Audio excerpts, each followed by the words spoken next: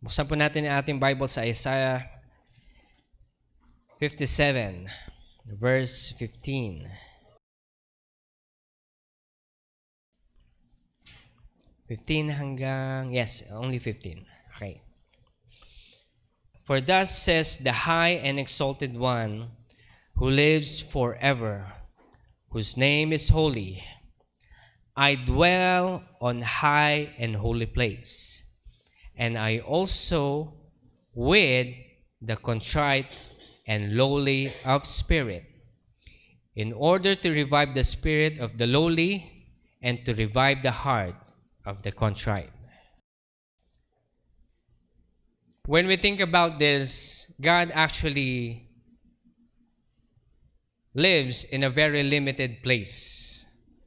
It is written in the Bible, He lives or dwells in the high and lofty, the heavens, and He also dwells in the people of God who has a broken heart and a contrite spirit. Now, let me explain all of these things kasi pag-uusapan natin to para maintindihan natin kung saan tayo dadalhin ng Panginoon. Now, let us have a recap. Kasi ang pangako sa atin ng Panginoon, God has promised us that He will bless this church. The Lord is going to bless this church. Amen? Not just in finances. Alam ko po madami tayong pangangailangan sa finances natin. Lahat na nangangailangan, magsabi ng, okay, madami po tayong kailangan. And yet, it is not only in financial aspect of life, but also in everything else. Your good health, your family is intact, your influence, and you're building up the kingdom of God. And everything that you do, you are blessed. Ito yung tinatawag na blessing. Now, when we think about this, God has actually promised us something that He will give His signs, wonders, and miracles. And it's also written in the Bible that the church grows because of signs, wonders, and miracles. When we cater to the people's need, people come to the Lord. Pag binibigay po natin yung pangangailangan ng tao. Now, this is not just in hindi lamang po ito sa ulit-ulitin ko, hindi lamang po ito sa financial aspect kasi before when we are so rich na to the point that we're giving everything. Na to the point na yung mga tao is parang pumupunta na lamang sa simbahan dahil may scholarship, dahil may libreng pakain and everything. Hindi ba maganda yun, Pastor, para mahikayat sila? Ang nagiging problema kasi doon, ginawa na nila tayong parang, anong tawag mo dito? Yung parang kuhanan na lang. Linggo ngayon, magsimba tayo para may kakainin tayo mamaya. Alam niyo yun, same faces, same people who ask for such and such para makakain sila and everything. Tapos tatanggap sila ulit pag nag-altar call. Alam niyo yun? It doesn't make any sense. We help once, ibig sabihin dito, tutulungan po natin sila, pero not to the point na magiging parasite ang mga tao. Alam niyo po yun, yung difference between people who really need, kasi ito yung na-build up sa atin. We think that kapag humingi tayo ng tulong, tuloy-tuloy yung tulong. No, it doesn't work that way. Sometimes when we help people, we help them to stand up once again. Amen? Hindi tayo tutulong dahil kailangan niya. Tapos, ang tawag mo dito, umabot na siya ng college. Humihingi pa rin ng tuition fee sa sponsors niya. I mean, come on. It's time to grow up. Kaya nga sabi sa akin ni Pastor Steven one time, Al, we can help you, but we can help you one time at to the point that you can stand on your own feet. Nasanay kasi tayo na tinutulungan tayo ng, anong tawag mo dito? Tulong, tapos akala natin tuloy-tuloy na. No. Tinutulungan tayo to stand up once again. And that's what the church is supposed to be doing. Okay? Pero i-consider din natin, syempre, yung mga matatanda na, yung mga malapit na kay Lord. Amen? We are also going to help them. At yun yung mga tuloy-tuloy. Kaya nga sabi sa Bible, help the widows and help the old people. Kasi ito yung mga nangangailangan talaga ng tulong. Ngayon, sinabi rin sa Bible na kapag yung widow is nag-asawa ulit, wala nang tulong. Nagets niyo yan? Kasi nag-asawa na siya ulit eh. Hindi na siya considered as widow. Okay? Kaya nga ang sinasuggest sa Bible is when you're still young, get married. Mag-asawa ulit. But we're not going to tackle all of these things. Ang pino-point out lang natin dito is God has promised us something. God wants this church to grow. Yes, God will bless us in all aspects of life. And He also asks or actually blesses us with a blessing that He will give signs, wonders, and miracles. Amen? Naniniwala po ba kayo doon? Okay, ilan lang ang naniniwala. At hindi ko kayo masisisi. Kasi Pastor, how can we experience signs, wonders, and miracles if we ourselves does not experience it? Tama? Tama? Naintindihan ko kayo. Kaya parang ang hirap mag-amen, Pastor, signs, wonders, and miracles. Hindi ba natapos yun sa mga panahon lang ng mga disciples? No. Because the blood of Jesus exists up to this point. Do you have the blood of Jesus? Okay, lahat tayo may dugo ni Kristo. Same Spirit that dwells within the disciples also dwells within you. Amen. And of course, with that promise, the Lord wants us to grow as a church. When we talk about growth, it's just not numbers. It counts as numbers and change of life. Amen. Ayoko sana lumaki yung simbahan natin, lumalaki yung numbers natin, then eventually, ang bawat isa sa inyo, o bawat mga young people natin, nagle-live in. Wala sa Panginoon. Na kapag Sunday, picture-picture, happy-happy, church-church, and everything, then within the weekend, party-party. That's not growth. God has actually chosen each one of us to be changed. God wants us to be separated from the world. Kung sa mga ibang churches po, ang ginagawa nila is they're bringing the world inside the church to encourage other young people to come inside the church. But the Bible actually tells us that you must be separated from the world. So how can we encourage the young people, Pastor? We encourage them by showing the truth in the Bible. The church is not an entertainment place. This is not a place to entertain you. Amen. Kaya kung papansin nyo, wala tayong event. Because I want you to grow. I want each one of us to grow in Christ-likeness. We are not here to entertain you. Kung gusto nyo yung entertainment, mag-cellphone na lang kayo.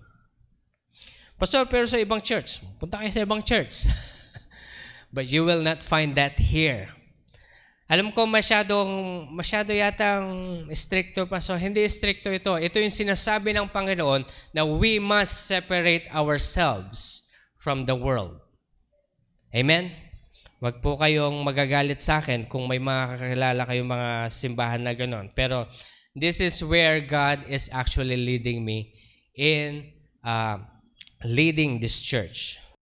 Now, kasi may karugtong po ito eh. Remember that back in the days, God actually told us that He will give signs, wonders, and miracles para sa bawat isa sa atin. When God actually shows us na ang pangako niya po sa atin, signs, wonders, and miracles. And signs and wonders and miracles cannot happen into this church unless it happens to you. Amen? So anong plano natin ngayon, Pastor? We must pray first that it will happen to us first and foremost. Question is, Pastor, how can we experience signs, wonders, and miracles? Now, listen to this very carefully, people of God. We often ask the Lord for miracles, signs, and wonders, but we never ask the Lord how to understand His heartbeat. May tibok ng puso ang Panginoon na kailangan po nating maintindihan. Ang tibok ng puso ng Panginoon ay hindi katulad ng tibok ng puso natin. Kasi kadalasan pag tayo nanalangin, Lord, bigay mo sa akin ito. Lord, bigay mo sa akin ito. Pag hindi binigay ni Lord sa inyo, ibig sabihin, it's not for you. Pag dinelay ni Lord ng konti, it means He's building up your faith. Amen? Pag hindi niya binigay sa iyo, ibig sabihin, He has something greater. And we need to trust the Lord. Wholeheartedly, hindi yung dahil ito yung ine-expect mo. Katulad ng sinabi ko po sa inyo, yung expectation natin, hindi yun yung kagustuhan ng Panginoon. Ulitin ko po isang example, sinasabi ko po sa inyo, yung school. In-expect namin that God will bless us, bibigyan niya kami ng madaming pera at bibilihin namin. Hindi ganun na nangyari. God used somebody else. And this somebody else bought it for us. Amen? That kind of miracle. So, tanggalin na natin yung expectations natin, okay? Are you looking for miracles? Sino naghanap ng miracles dyan? Lord, miracle? O, ilan lang yung kailangan ng miracle, no? Pastor, sa lahat ba ng aspeto to ng miracle? Miracle sa bahay, miracle sa kagalingan, miracle sa finances and everything. Sige nga, taas nga tayo ng kamay. Okay, tingnan nyo lahat kayo nagtaas ng kamay. We often ask for these miracle signs and wonders, but we never ask, what is the heartbeat of the Lord regarding our life? Regarding the things and everything else sa buhay natin. We want to seek the gifts, but we never seek for the giver. Gusto natin ng regalo, pero hindi natin hinahanap kung sino yung nagbibigay ng regalo. Seeking the giver is like a journey of surrender. Ulitin ko Seeking the giver is like a journey of surrender. Pag hinahanap natin ng Panginoon, para tayong naglalakbay. Sa kada lakbay natin, ay patuloy tayong namamatay sa ating sarili. Ibig sabihin, sinosurrender natin yung pagkabuhay natin. Sinosurrender natin yung pag-iisip natin, pananaw natin, yung mga expectation natin. At lahat ng mga bagay na ito, ibinibigay natin sa Panginoon. Kaya nga po si Job, hindi man niya naiintindihan yung nangyayari sa kanyang buhay, pero he still blesses the Lord. Blessed be the name of the Lord. He gives and takes away. Kung ganito ako maghihirap dahil ito ang kagustuhan ng Panginoon, then let it be so. Parang ganun sa kanya. Biruin nyo, sarili niyang asawa, sinabi sa kanya, tingnan mo yung sarili mo. Just curse your God and die. Biruin nyo, sasabihin sa iyo ng asawa mo. How will Job feel about that moment? He is in despair, but yet, he never cursed the Lord. In spite of all of these things, he still thanks God for everything. Panginoon, marami po salamat. Okay? Now, the thing here is, kailangan po natin maintindihan. We are looking for miracles. Amen? All of us are looking for miracles, signs and wonders. But in order for us to receive our miracle signs and wonders, we need to understand the heartbeat of God. Amen? Question is, what is the heartbeat of God? Psalms 57 verse 16 hanggang 17. Psalms 57 verse 16 hanggang 17. Sabi niya dito, for you do not delight in sacrifice, otherwise I will have given it. You do not take pleasure in burnt offering. The sacrifices of God are broken spirit, a broken and a contrite heart. God, you will not despise. Now, look at this, people of God. A broken and contrite spirit, God will not despise. God dwells in two places, the high and lofty, the high and heavenly places, and in the hearts and the spirit of a broken and a contrite human being. Amen po ba? God dwells in two places. Now, let's talk about brokenness. Ang iniisip kasi natin, masochista ba ang Panginoon? Gusto niyang lagi tayong broken? No. Don't misunderstood the Lord. God is not a masochist that He wants you to suffer out of your brokenness. But the truth is, brokenness is a call back to the Lord. If you are broken, God is actually calling you back to Himself. Remember that God is near to those who are broken in their spirit. God is very near to you. Kaya nga, kahapon sa prayer meeting, tinatanong ko ang bawat isa, sino ba ang broken? Tatanungin ko ulit kayo. Are you broken? Ano yung kinababroken ninyo? Sakit? Problema sa bahay? Walang pera? Ano pa? Pasaway na anak. Hindi mo alam kung paano ilalapit ang mga kamag-anak mo sa Panginoon. Kahit na anong panalangin mo, talagang tinatawanan ka pa nila sa iyong pananampalataya. Brokenness to. Okay? This is the kind of brokenness. It's actually a part of our life wherein God is calling us back into Himself. Because out of that brokenness, it draws us closer to the Lord. Your brokenness actually attracted ang Panginoon kapag you are broken. He is very near you. Kaya nga tinatanong ko sa inyo are you broken? Kasi nga yung broken na broken dyan, magtaas ng kamay. Ayan. Malapit si Lord sa inyo. Just in case you don't know, He is very near you. Kaya ito yung sinasabi ng Bible na kapag ang mayaman is mahirap makapasok sa kaharian ng Diyos. It's because they have everything. Sometimes, the devil gives you everything. Lalo na kapag mayaman ka, so that you will forget about the Lord. Kaya nga ang prayer ni David, Lord, wag mo akong gawin masyadong mahirap, baka magnakaw ako. Huwag mo rin akong gawin masyadong mayaman, Panginoon, kasi baka makalimutan kita. Pwede ba natin gawin yon? Kaya nga kung iisipin nyo, may nagugutom ba sa inyo? Lahat ng gutom, magsabi ng, diba?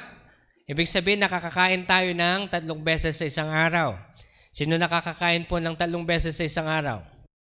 Amen. We're good. Hindi tayo mayaman, hindi rin tayo mahirap, but we are in the level wherein we still call upon God.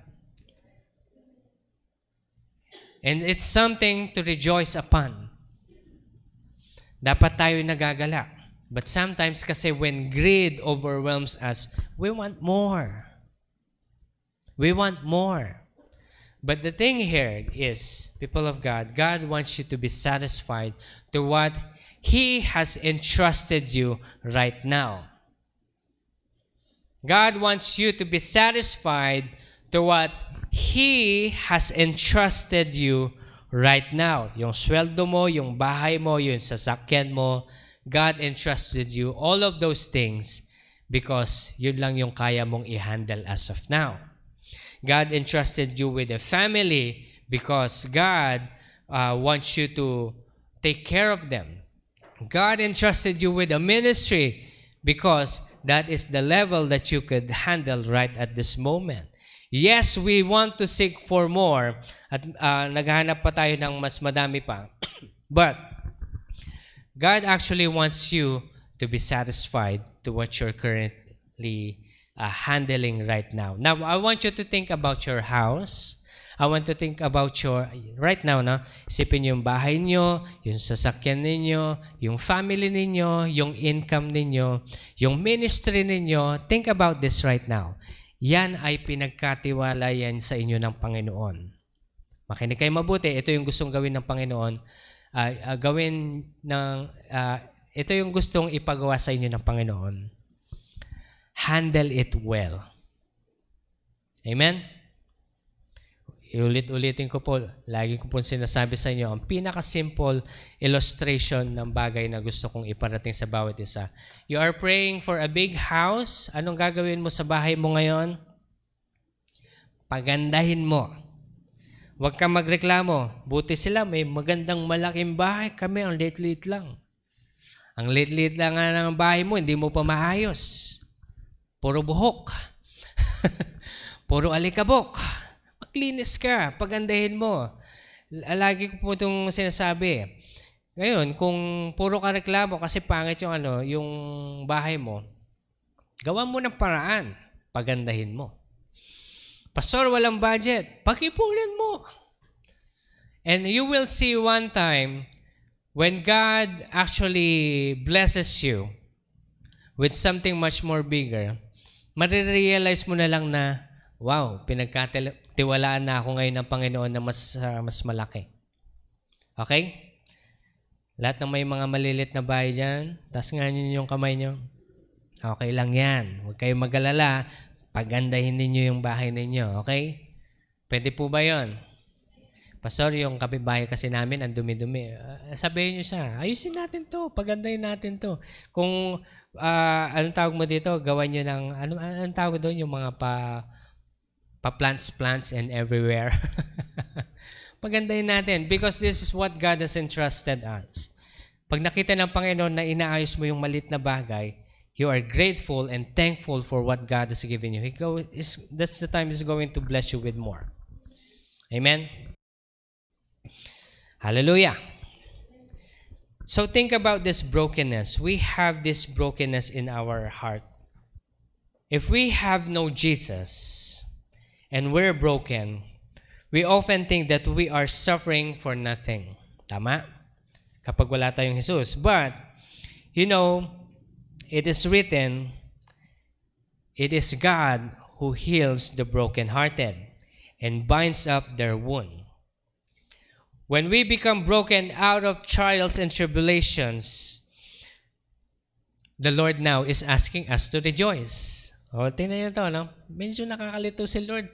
Pastor, He wants us to be broken, but yet He wants us to rejoice. Can we just ask the Lord, Lord, make up your mind. What do you want us to do? But we need to understand His heartbeat. The brokenness is a part of our living here on earth. Parte na ito ngayon. Kailangan na nating yakapin ang brokenness. We need to overcome that. Kasi, wag natin sasabihin na puro kasayahan, rainbows and butterflies na lang lagi sa buhay kapag pumasok ka sa pagiging Kristiyano. Mali.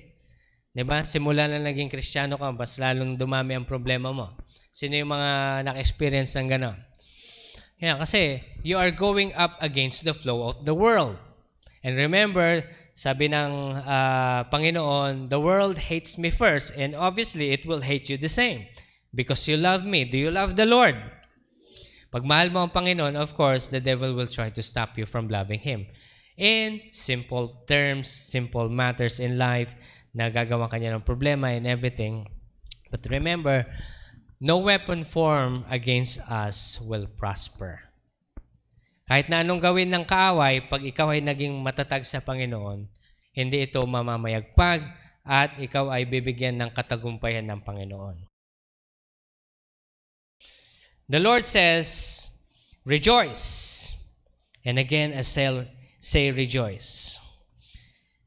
Why is it that the Lord is attracted to our brokenness, but yet He wants us to rejoice? Ano kaya yung dahilan ng Panginoon? Because God wants us to be glad. Gusto ng Panginoon na tayo ay maging masaya kasi malapit siya sa atin. Ulitin ko God wants us to be broken, but yet He wants us to rejoice. The thing here is, because when we are broken, He is near. When you're not broken, He is very far.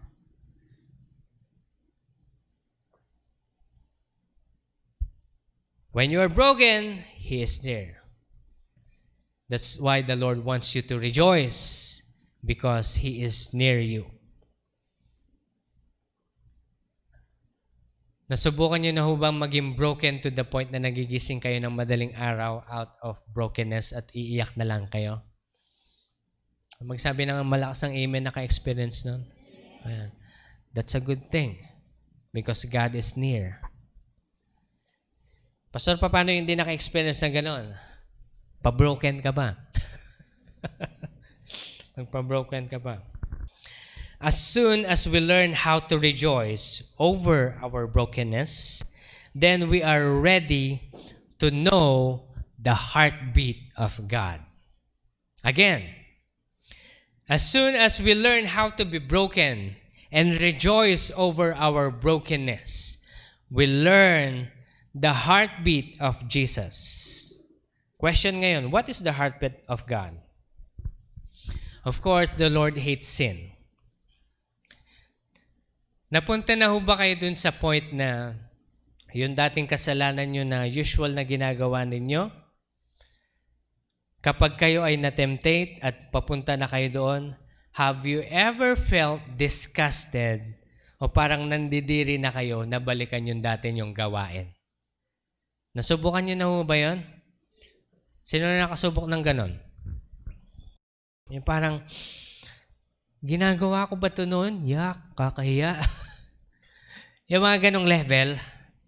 If you have felt that, it means yung great conviction ni Lord is nasa iyo na.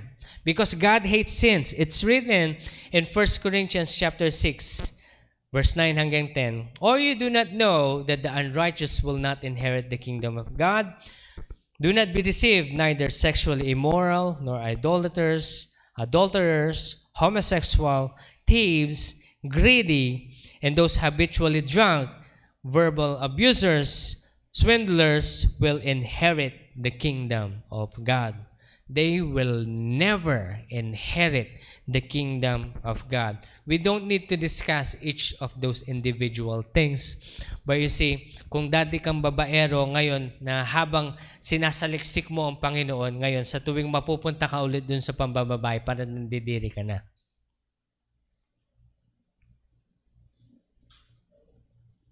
May mga ganong bagay. Kung dati ay nanonood ka ng pornography, pero habang lumalalim ka sa Panginoon, sa tuwing matetemplate ka po manunod nun, pag nakita mo parang nandidiri ka na. This is not out of banal-banalan. No. But as soon as you learn how to be broken, ito yung paano ma-overcome itong lustful things about the world or lustful things about greed, power, lustful things about sa flesh. If you want to overcome that, be broken. Be broken. Kasi itong brokenness na ito ang magdadala sa iyo sa Panginoon. Kaya wag nating i-despise na may problema tayo. Ang Panginoon, hindi ba ako ililigtas sa problema ko ito? Isipin niyo mabuti, kapag niligtas kayo ng Panginoon ngayon at tinanggal niya yung problemang yan sa inyo, ano na? Ano na mangyayari sa inyo? What's next? Have you ever thought about that? Kasi currently, ito yung sinabi sa akin ng Panginoon, no? Kasi sa totoo lang, aaminin ko po sa inyo, ang problema lang talaga namin sa ministry na ito, personally, and sa school and everything. Kasi po, ako yung presidente, ako din yung pastor and everything. Nakikita ko yung mga bagay nito. Pinapanalangin ko sa Panginoon, Lord, tulungan mo po kami, Panginoon. Alam niyo, sabi sa akin ng Panginoon, anak, alam mo, dapat maging magalak ka dahil ang problema mo ay pera lang. O nga, Lord, ang laking pera ang kailangan ko, sabi ko kay Lord. Hindi, sabi niya sa akin ng Panginoon, magalak ka dahil pera lang ang problema mo. Darating ang araw, anak, sabi niya sa akin, na ibibigay ko lahat ng solusyon sa problema mo regarding sa pera.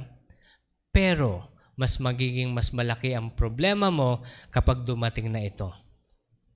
Sabi ko sa Panginoon, Lord, like what?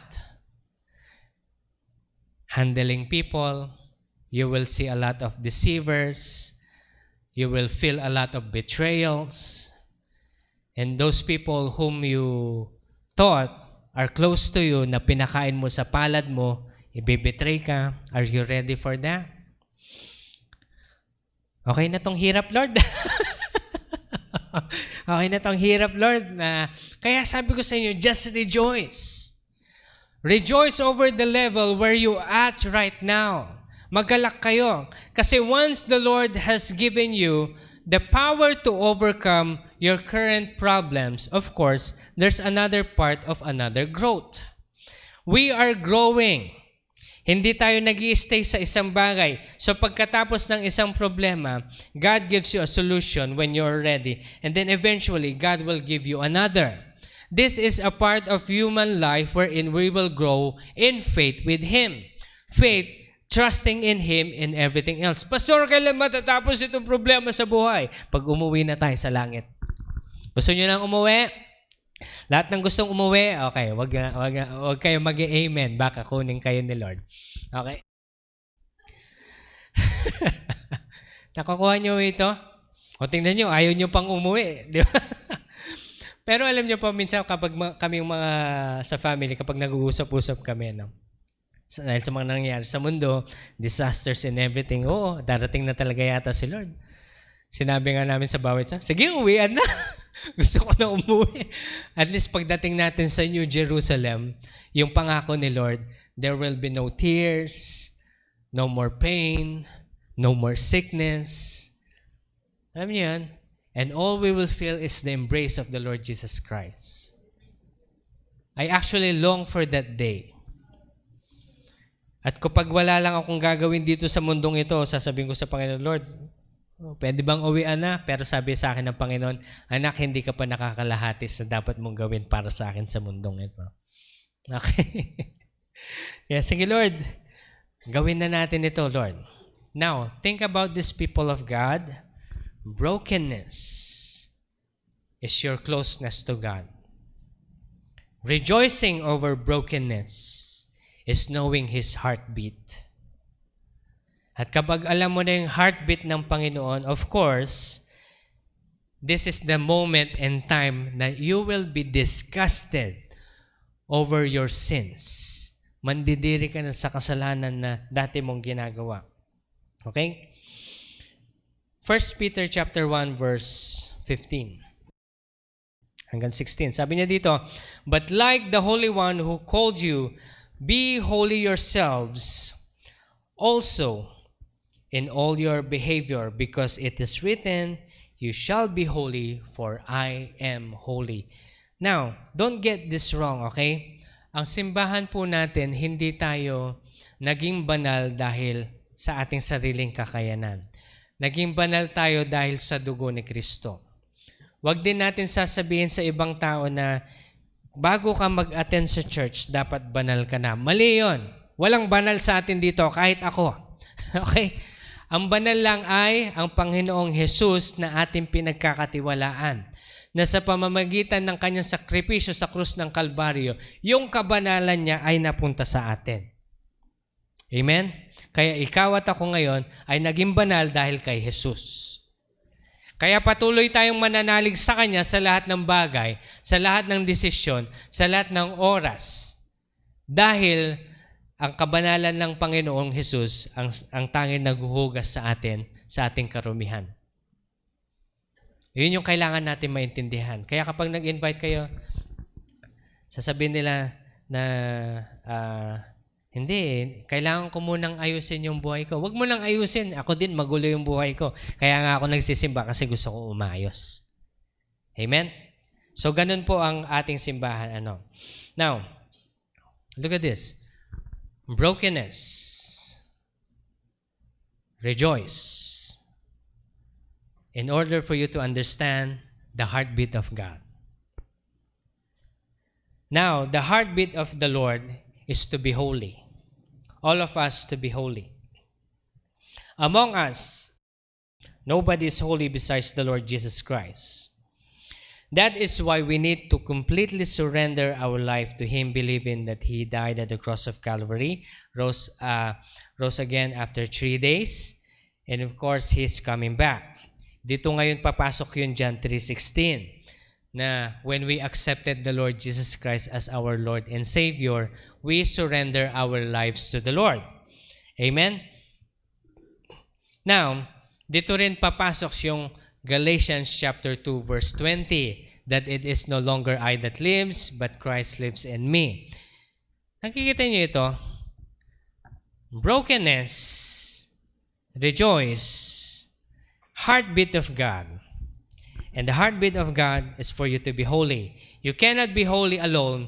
You cannot be holy in your own effort, but you need the Lord Jesus Christ. Kaya doon pumasok yung John 3:16. Ngayon, while we are walking with the Lord, we surrender our lives to the Lord. Dito na ngayon papasok yung taking up our cross and following Him. That it is no longer us that lives, but Christ lives in us. Now, listen to this, people of God. A heart of surrender is not just one time. A heart of surrender is not one time, but it is a journey. Sabihin natin, journey. Anong Tagalog ng journey? Paglalakbay. Ibig sabihin nito, habang ikaw ay naglalakbay sa buhay mo, sa araw-araw mong pamumuhay, ikaw ay namumuhay ng life of surrender to the Lord.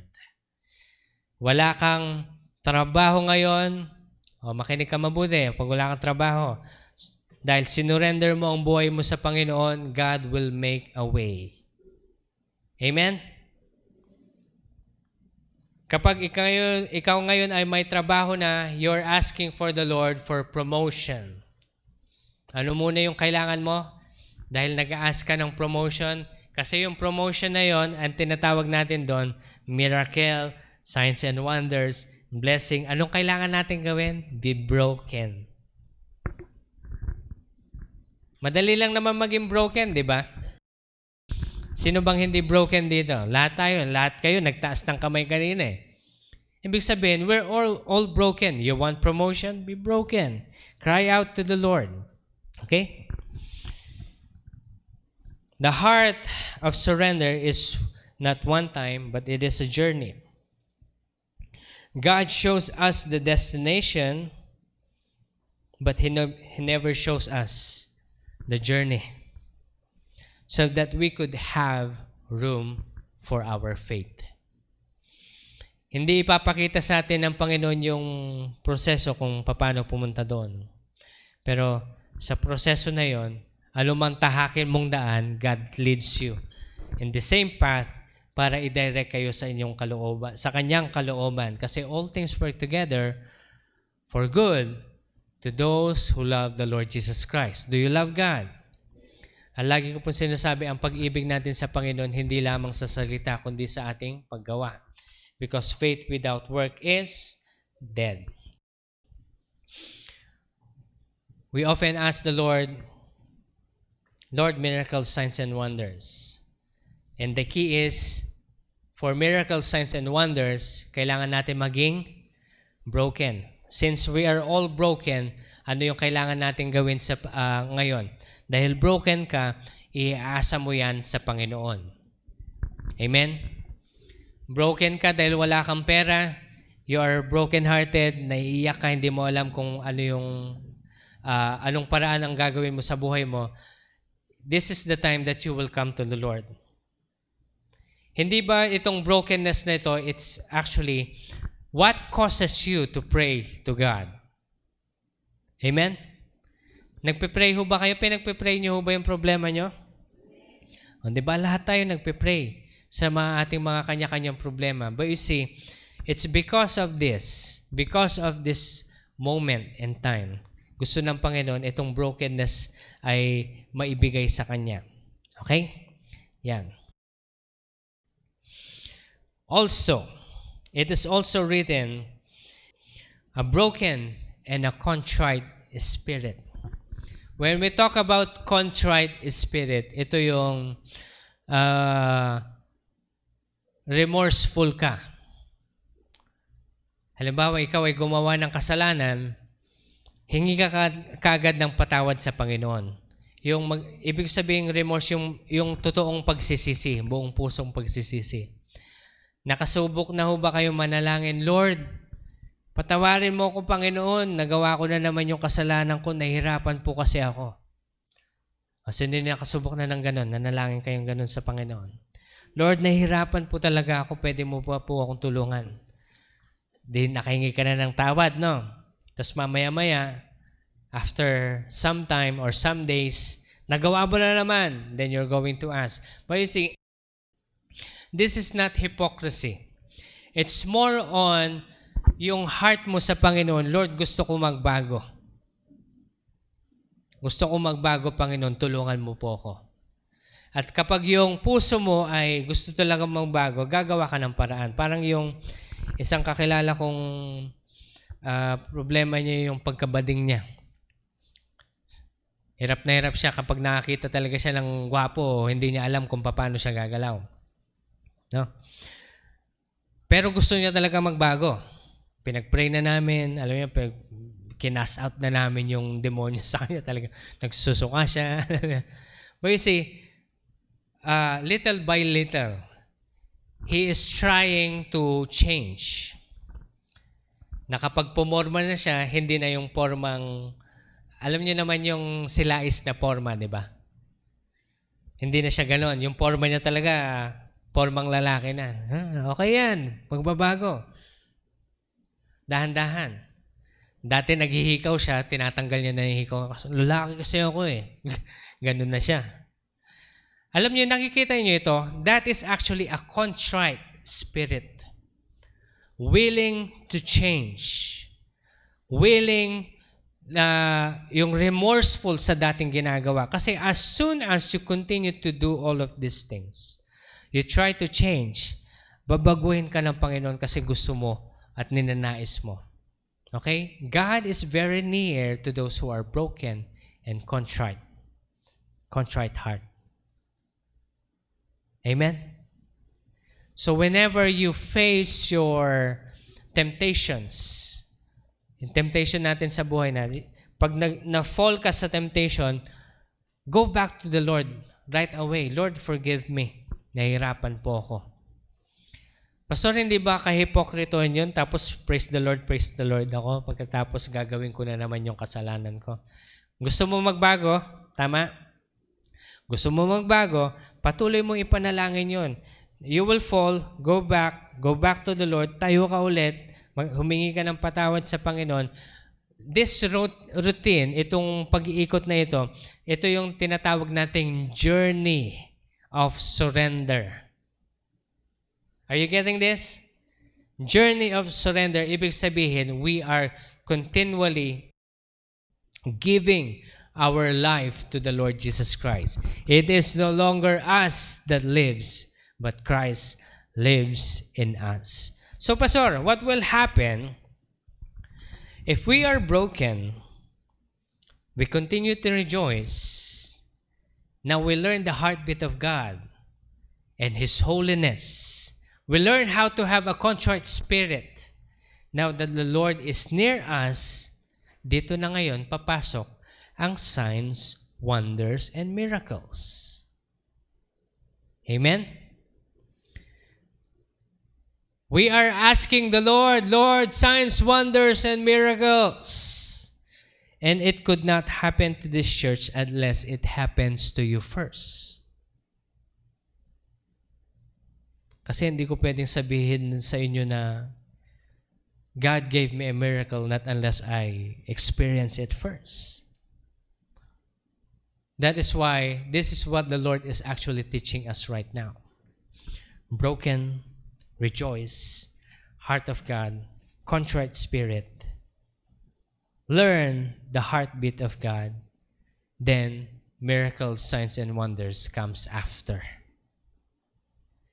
Miracles, signs, and wonders will not come unless we become one ourselves. Ulitin ko ito, makinig na. Miracles, signs, and wonders will not come unless we become a miracle, sign, and wonders to others. Nakukuha niyo ba yan? Ang milagro ay hindi mangyayari kung hindi ikaw magiging milagro sa buhay ng ibang tao. Nag-gets niyo po? Mas naintindihan natin yon. Matthew 25 verse 35 hanggang 40, sabi niya dito, For I was hungry and you gave me something to eat. I was thirsty and you gave me something to drink. I was a stranger and you invited me in. Naked and you clothed me. I was sick and you visited me. I was in prison and you come to me. Then the righteous will answer him, Lord, when did we see you hungry and fed you, thirsty and give you something to drink?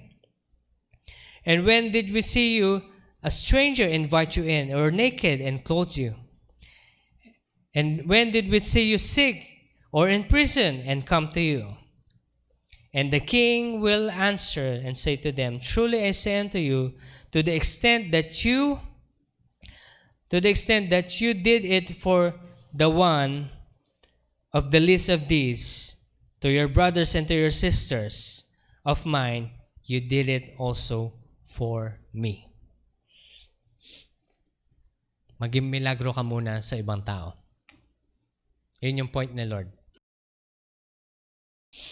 You cannot experience miracle not unless you become a miracle for others first. Amen? Handa na ba kayong maging milagro sa buhay ng ibang tao? But amin na yung amen natin. Gusto natin tayo lang eh. No. We must learn how to give first. Pastor, wala akong ibibigay. God will provide. Whatever God has given you, that's what He entrusted you to give to others. Okay, listen to this, lalo na kayong mga parents. Wag naman to the point na wala lang kakainin yung mga anak nyo. Because they will despise ministry. You give what you have allotted para sa charity. Sa 100% ng income ninyo, dapat nagtatabi kayo ng some percentage to give to the poor. Amen. Lahat ng sumisweldo, magsabi ng malakas na. Okay, ang konti ng sumisweldo. Parang kumonte yung sumeldo sa atin. Nako, babalo niyan. Ayaw nyo yata mag-charity. Makinig kayo mabuti. We want signs, wonders, and miracles. Hinihingan natin sa Panginoon yan so that we could grow this church, but yet we are not seeking the heart of the Lord. The heart of the Lord is first, what? Be a miracle to other people. That's why we help other people. Kahit walang-wala tayo, nagtatabi tayong certain part, tinutulong natin yan sa mga mahihirap. Amen? Pastor, mahirap na rin ako. Hindi ka mahirap. Hindi ka mahirap. Alam niyo bakit? Kumakain kayo ng 3 beses sa isang araw, hindi kayo mahirap. Okay kayo. And I can tell you right now, namumblema nga tayo sa cholesterol natin di ba? May cholesterol problem. Ibig sabihin, sobra-sobra yan. Pastor, pwede bang i-donate yung taba? Hindi ko alam. Kung pwede lang, no? Kung pwede lang ibangko yung taba, mayaman na tayo. Pero ito po, God wants you to be a miracle to other people first. Amen. So start helping. Start being a miracle. Kapag tumulong po kayo sa ibang tao na may itinabag kayong pera na para pantulong, always remember na kapag kailangan na kailangan nila, ibibigay mo sa kanila, wag mo lang ibibigay, pero sharean mo sila ng gospel. Okay? Pwede ba natin gawin yon? Ayan, okay. When we make this as a lifestyle, helping others, no? When we make this as a lifestyle, then